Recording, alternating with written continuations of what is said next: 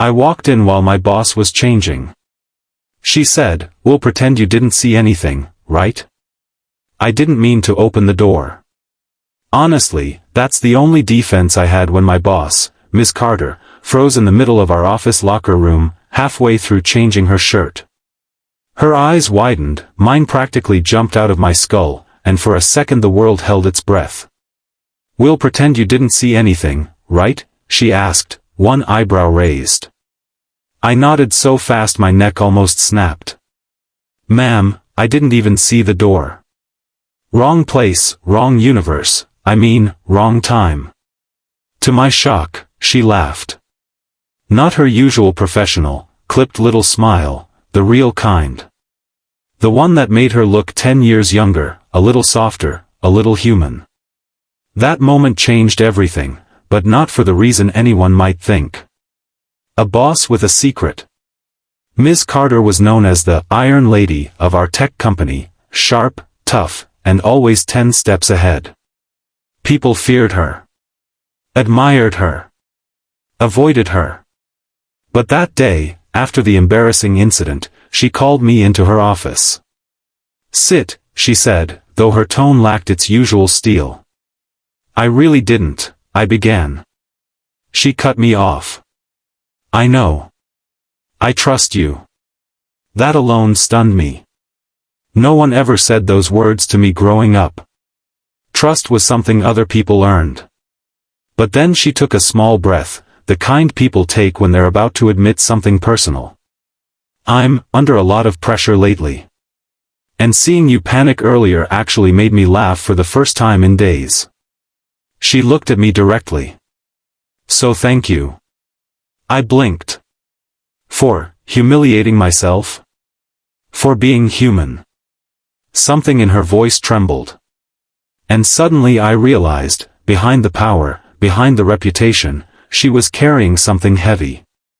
The real reason she was tired.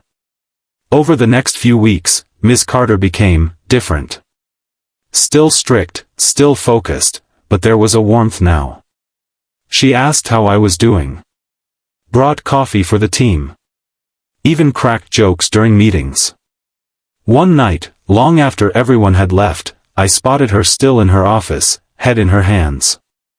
I knocked softly. "Ma'am? Everything okay?" She hesitated before speaking.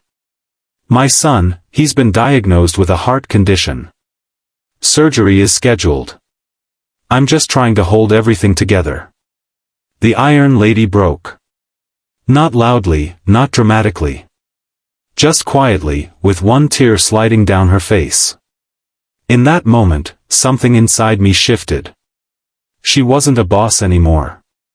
She was a mother scared to death for her child. Without thinking, I sat beside her. "You don't have to carry it alone," I said gently. "Let us help. Let me help."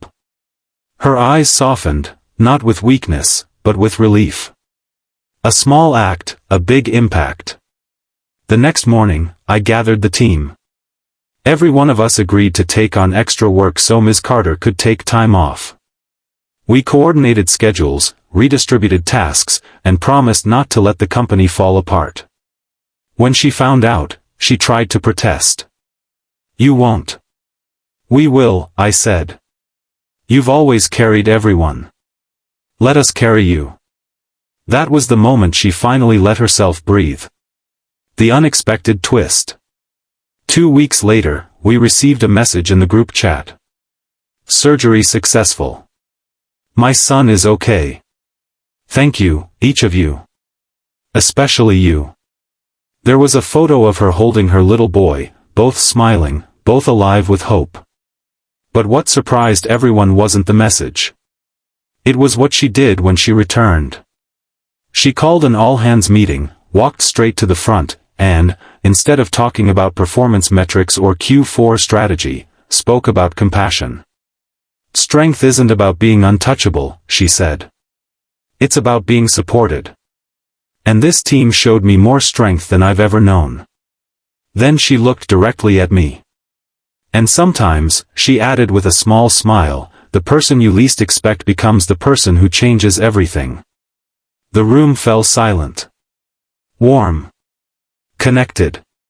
For the first time since I started there, we weren't a company, we were a community. A final conversation. A week later, she called me into her office again, this time without the intimidating tone.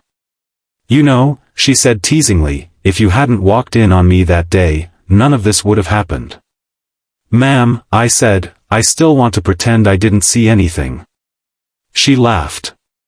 Really laughed. Then she said something I'll never forget. "Sometimes life puts us in embarrassing, unexpected situations, not to shame us, but to open doors we'd never walk through otherwise." Sparkles a heartfelt ending.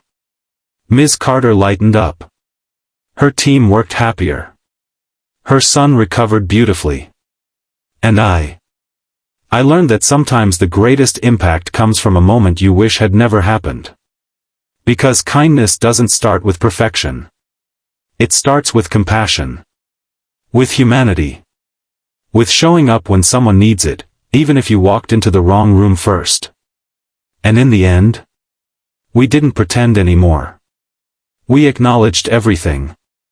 The mistake, the laughter, the fear, the support. And how it brought out the best in all of us. A reminder that every small act of kindness can change a life. Sometimes more than you'll ever know.